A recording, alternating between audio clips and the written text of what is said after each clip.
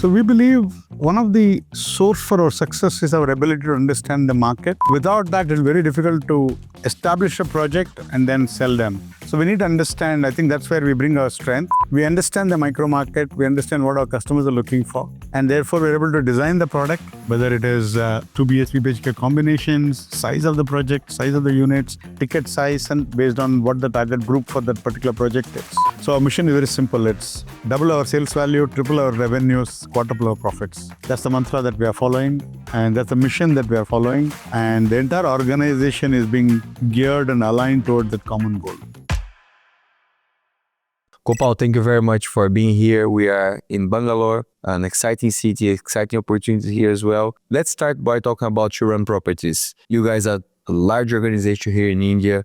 And for those that are not from India that don't know the company very well, can you explain briefly what you guys do here? Good morning and good afternoon, good evening to all the viewers. Shriram Properties is an established residential real estate developer based out of Bangalore. Predominantly focuses on Bangalore, Chennai, Kolkata market, and recently entered into Pune. In each of our core markets, we are among top 3, top 5 developers of residential real estate developments. And recently we entered Pune with a grand success of our first project, which we launched in May. And we made a tremendous progress based on customer response in terms of sales now. So we are about 25-year-old company. And we have always focused on residential real estate predominantly. We have focused on mid-market segments. In the past, we used to focus on mid-market and affordable. Today, we focus on mid-market and mid-premium segments. And those are the most promising, most exciting segment of the residential in our core markets of Bangalore and Chennai. And for that matter, pan-India, mid-market and mid-premium accounts for nearly about 65% of country's demand of residential real estate. Therefore, we think being one of the most established and stronger player in those markets, we think we would like to continue focusing on residential and within residential, mid-market and mid-premium segments. Perfect. It's not something we see everywhere, developers that are able to work on the resi market in many cities like you do. What's the secret to find the right product and to perform well in so many cities like you do? So we believe one of the source for our success is our ability to understand the market, the micro market to be precise. Without that, it's very difficult to establish a project and then sell them. So we need to understand, I think that's where we bring our strength. We understand the micro market, we understand what our customers are looking for. And therefore, we're able to design the product, whether it is 2 BHP PHK combinations, size of the project, size of the units, ticket size, and based on what the target group for that particular project is. In fact, if I can just point out a basic fact, over the last at least 5-6 years, pre-COVID and post-COVID, we have been able to sell at least 30 to 40% of the project within 45 days of our launch. What we call it as a sales at launch. Mm-hmm. So that de-risks the project completely. Once you sell, when the initial phase, 45 to 90 days, if you're able to sell nearly half of your project, then customer collection should be able to take care of that project. It's a big financial relief, yes. And the de-risking process allows you to execute faster and also able to deliver customer in a timely manner. In fact, over the last 3 years, post-COVID, nearly all of our projects that we have delivered have been either in line with or ahead of RERA timelines. RERA is an Indian regulator with whom we file before selling any projects. So we commit a timeline to them. And if you don't deliver within the timeline, customer has the right to seek compensation. So that's a RERA framework governs the real estate industry in India. So I think that is possible because you have been able to sell faster. How are you able to sell faster? Obviously, our ability to design the product in such a way that it suits the micro market. For example, if I tell you in the pre-COVID, we were thinking of a project when we got the land parcel in Whitefield, or very close to Buddhigiri Cross, very close to the software corridor. We said, why don't we design this product for a young software guy close up to his office or close up to the workplace? So we launched that project saying 30 minutes to software corridor, 50 lakh rupees ticket size for a 2-bedroom house. That is 5 million rupees for a 2-bedroom house. It kind of went in. It was sold like a hotcake. Post-COVID, customer preferences changed because customers are looking for a larger home. People are asking for one extra room, slightly higher space for work from home kind of requirements. So we literally had to redesign the product for remaining towers and relaunch them as a larger units. So that nimbleness in terms of ability to understand the market and try to customize your product offering to suit the customer requirement, I think is a key to success. Second, of course, is the brand. We have been seen as a credible, reliable brand. I always say real estate is a sector where very unique relationship with the customer. Not a single product that I can think of in this world where customer has parted with his money, relying on you to utilize the money properly and deliver his product in 3 years' time. Even on expensive cars or aircrafts, you pay when the product is delivered, mostly. Your relationship with the vendor is mostly a maintenance relationship after that. Whereas here, he has not got the product. He's willing to bet on you. Therefore, the brand reliability, trustworthiness of the developer is very key. And that's where I think Shriram can take pride in the fact that we have established ourselves as a credible developer. And also our parentage helps, right? Shriram is a very large industrial group in South India, based out of Chennai, operates in financial services predominantly. The reliability of that brand is established for last 30, 40 years, more than that. And therefore, there's a sense of trust because the whole group was built on the concept of, and that's what our value system is. Trust, transparency, and governance is the predominant mantra or the tenets on which Shriram Property is built, and that's what we operate on. And therefore, I think that plays in a very favorable way in customers' mind. Delivery on timeline and quality are the two other aspects which always makes customers like. And by executing this strategy, what would be the goals of Shriram Properties? How big do you guys imagine you can be? How much growth can you achieve? Thank you. Thanks for asking this. During last year, when we started our 25th year of operation, we embarked on a mission, what we call the Shriram 3.0, where what we aspired to achieve was pursuing a mission that we are doing now is aimed at doubling our sales value in 3 years, which is we were about 2,500 crore, 25 billion rupees of sales value. We want to double the revenue, double the sales value to 50 billion worth of sales. We want to triple our revenue, which is we had an income recognition of close to about 1,000 crores or 10 billion rupees. We want to triple that revenue recognition over the next couple of years and quadruple our profits from where we were and in all by FY28, which is a 3 year from the time when we embarked on the mission. So our mission is very simple. It's double our sales value, triple our revenues, quadruple our profits. That's the mantra that we are following. And that's the mission that we are following. And the entire organization is being geared and aligned towards that common goal.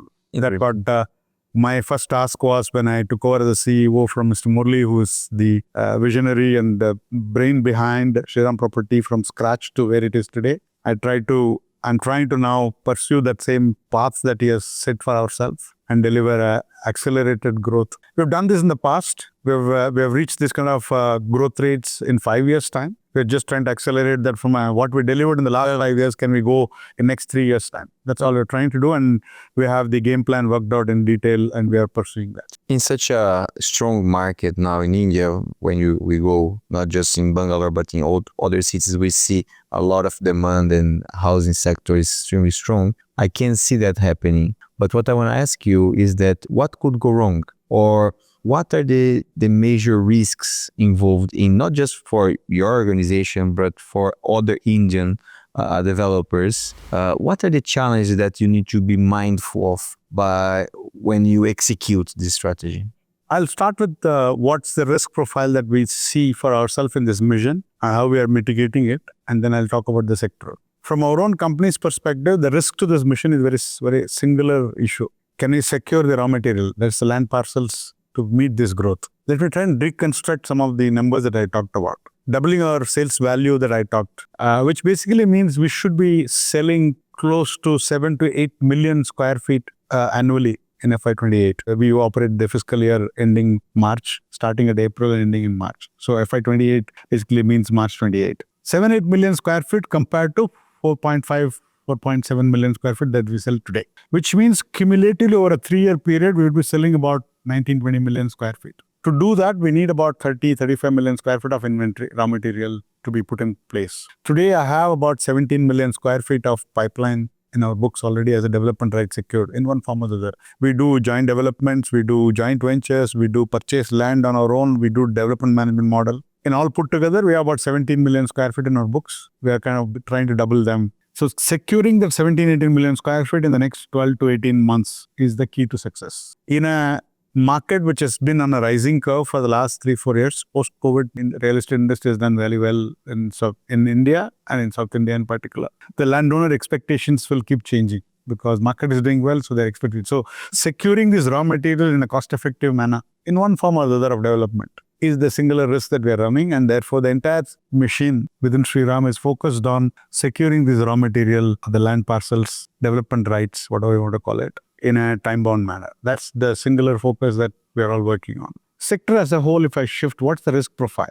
I think the industry is poised to grow at least for a few more years. The resi as a whole has all the positive ingredients in place. The purchasing power is rising. The desire for owning homes has improved or increased, strengthened quite significantly post-COVID. And therefore, interest rates are kind of now soft or stabilized. And therefore, I think the right ingredients are in place. As long as the economy is doing well, which I believe based on what are the publicly available expert views, I think the economy will continue to grow in a meaningful way. Therefore, the demand for housing, I don't see a risk there. The industry supply side risks are minimal because industry is consolidated now. The reforms in the industry in 2017-16, when the GST demonetization and RERA came in, those are kind of a landscape changing reforms for the sector in India. Today, as it is, that process triggered the consolidation because customers are no longer wanting to bet on smaller brands. So that top 10, top 5 players play a big role in lion's share of customer demand. Today, if you look at Bangalore, maybe top 10 brands will account for about 60, 65, 70% of the sales which is happening. So in a consolidated industry environment, therefore, I think supply side risks are a lot less. External shocks can come either from the form of economic slowdown or a big delta in interest rate environment. Third can be alternative source of capital can dry off. There are only 3 big risks which can impact the sector. Why I say alternative capital? In India, when you make money in, let's say, in capital market or any other source of capital which is generated, Indians tend to move that capital partly at least towards gold and land. This is in our DNA. And therefore, this investment demand for housing can have a very big impact on the extreme top end of the pyramid, which is the ultra luxury segment, which is what was actually impacted pre-COVID and post-COVID. I think that segment got a good traction and liquidated the inventories very well. Today, I don't think they suffer from an inventory problem that they suffered early pre-COVID. So overall, as a resi, if you look at, I think there is enough ingredient except for an external shock like recession or sluggishness in the economy, domestic economy, can have some impact. But based on what I read, I don't think we see a big risk of economic deceleration or a slowdown at this point of time. Therefore, I think resi as a whole should do well. Within resi, with whatever the dynamics going on in the capital markets and other places, I think the mid-market and mid-premium will do much better compared to the resi as a whole, the sectoral average growth. So I think for the next couple of years, resi will do well. Mid-market, mid-segment should do well for a few more years, much better than the rest of the segment. There is one more segment here, which is the affordable or economically weaker section housing. Huge demand. That's the bottom of the pyramid in India. Huge demand. Government has taken some measures to improve attractiveness for both the developers and the buyers. That's not really yielded desired results so far. So I think that segment will not, it's a very large segment, large potential, but I think customers will remain undersupplied because developers don't see earnings potential there, margins there. And therefore, that segment will always be there, but I don't think large players will play a big role there. In fact, we used to have some small presence in affordable about 5-7 years ago. Mainly because of the margins, you believe? We realized that the effort taken is same, effort and energy involved in conceptualizing the project to say constructing and delivering is same. Margin potential is very low. Instead, and also if you look at margin for somewhere, can you share what's the average in India for affordable housing? What it is? I talk about for a mid-market product, I can confidently speak. For a mid-market product, I think a mid-20s EBITDA margin, 10-11% PBT margin would be a very reasonable margin in the sector. In fact, you see that as an average margin for most of the listed players. So, barring a few who may have very large presence in high value markets, if I can call it, like Mumbai sells 50,000 rupees a square feet, Bangalore sells maybe 7,000, 8,000 rupees a square feet.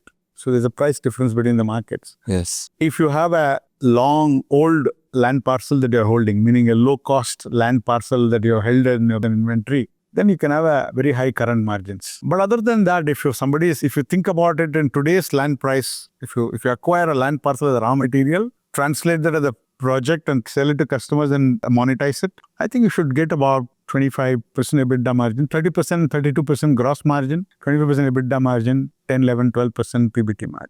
That's, I think, is a broad benchmark that you can follow. Affordable will be a lot less. So that's where I see. So industry risk per se can come if there is a big exposure on the economic front. With the good monsoon this year, a reasonable outlook for economy, and a stabilizing interest rate, I think it can have a downside from here. I don't see an upside in the interest rate risk. And therefore, I think industry is poised for a good return. We actually, just another point before I end would be, we actually overcame the big interest rate risk era. We could have suffered interest rate risk a couple of years ago when interest rates are rising post-COVID, reached a peak both externally and within India. Fortunately, did not have a material impact on housing demand because people had carried that extra investment potential or savings from their COVID period. That equity component, because rising interest rates can have two impacts, right?